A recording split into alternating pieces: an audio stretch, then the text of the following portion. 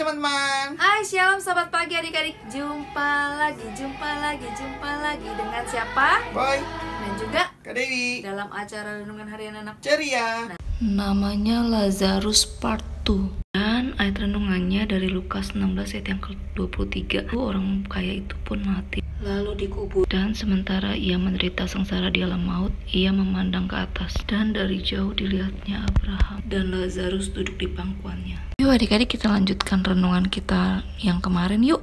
Kalau kemarin itu ternyata orang kaya itu juga meninggal.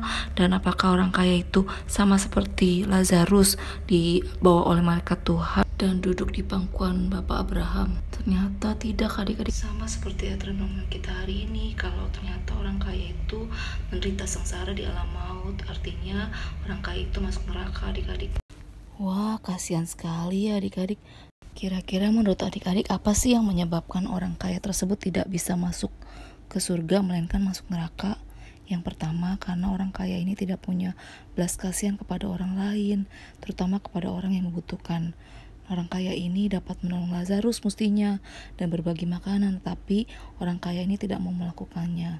Orang kaya ini sungguh egois dan hanya memikirkan dirinya sendiri. Lalu yang kedua, orang kaya ini tidak melakukan kehendak Tuhan adik-adik.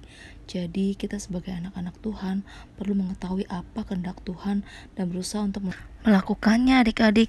Nah, sekarang kita bertanya, di mana sih ada tertulis yang merupakan kehendak Tuhan? Adik-adik tahu nggak di mana? Tentu saja dalam firman Tuhan, dalam Alkitab, benar nggak?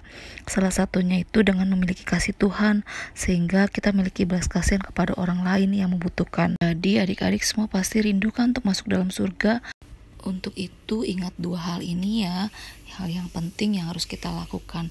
Bisa adik-adik kita mau berdoa, Tuhan Yesus, biarlah Tuhan berikan kepadaku hati yang mau melakukan kehendak Tuhan dalam hidupku. Terima kasih Tuhan, Kau sangat baik, haleluya. Amin. Amin. Sampai jumpa besok adik-adik ya. God bless you. Bye-bye. Bye-bye.